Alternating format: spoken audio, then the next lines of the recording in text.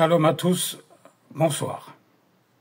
Nous sommes le 8 avril 2025. Avec ma femme et ma fille, nous venons de célébrer la Pâque en prenant le pain et le vin. C'était une époque extraordinaire, la Pâque, la sortie du pays d'Égypte.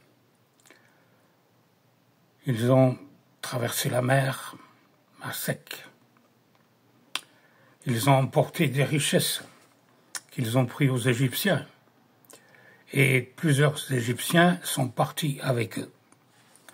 Ils avaient compris que Dieu, que Elohim, que Yahweh, le Dieu qui a fait le ciel, la terre, la mer et qui remplit l'univers, était avec eux. La Bible dit, si Dieu est avec nous, qui sera contre nous? Vous pouvez avoir une multitude de gens avec vous, le monde entier avec vous. Mais si Dieu n'est pas avec vous, vous êtes mal. Il vaudrait mieux être seul avec Dieu qu'avec tout le monde sans lui. Les prophètes de l'Ancien Testament, comme Élie par exemple, ou Élisée ou d'autres, étaient seuls, ils vivaient seuls. Ça, ils vivaient seuls, mais en apparence seulement. Parce que Dieu était avec eux. Et parce que Dieu était avec eux, ils ont fait des miracles et des prodiges extraordinaires. Lisez la Bible et vous verrez. Quand il était sur terre, Jésus-Christ, Yeshua a dit « Sans moi, vous ne pouvez rien faire ». L'apôtre Paul a écrit « Je puis tout par celui qui me fortifie ». Mais pour être fort avec le Seigneur, il faut d'abord devenir faible. L'apôtre Paul a dit « C'est quand je suis faible que je suis fort ».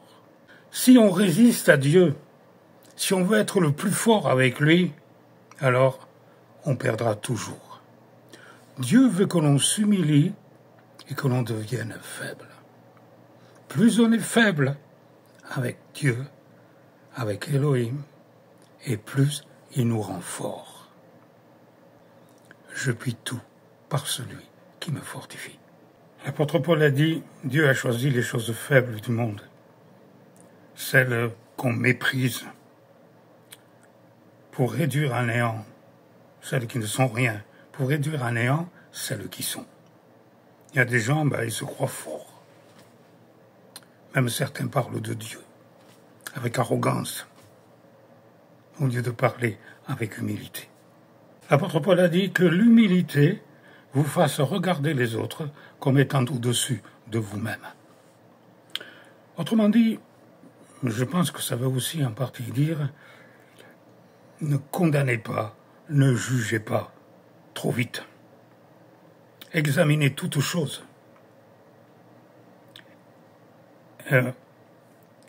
Éprouvez les esprits pour savoir s'ils sont de Dieu ou pas. Mais ne condamnez pas d'emblée, ne jugez pas d'emblée, mais aimez les autres. Tu aimeras ton prochain comme toi-même. C'est la clé de tout. Nous ne sommes pas là pour juger, pour condamner, mais pour aimer. Yeshua a dit, aimez vos ennemis. Aimez ceux qui vous persécutent et qui vous font du mal. Parce que ce n'est pas en condamnant, en étant arrogant, que l'on va les amener au Seigneur, mais en les aimant. Aimez, aimez, aimez vos ennemis. L'amour est la clé de tout. Même si vous n'êtes pas d'accord avec tout, celui qui est en face de vous, aimez-le. S'il voit que vous avez de l'amour, vous arriverez plus facilement à le convaincre que si vous le haranguez avec des versets et des passages bibliques d'une manière dure et inflexible.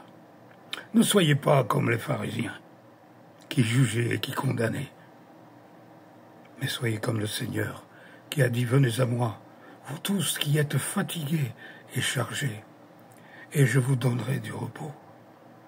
Car mon joug est doux et mon fardeau léger, je suis humble de cœur. » Si le Seigneur était humble de cœur face à ses ennemis, à combien plus forte raison devons-nous l'être? Lui qui nous a tant aimés au point de donner sa vie pour nous sur la croix, alors qu'il n'avait jamais rien fait de mal. Mais quel mal a-t-il fait?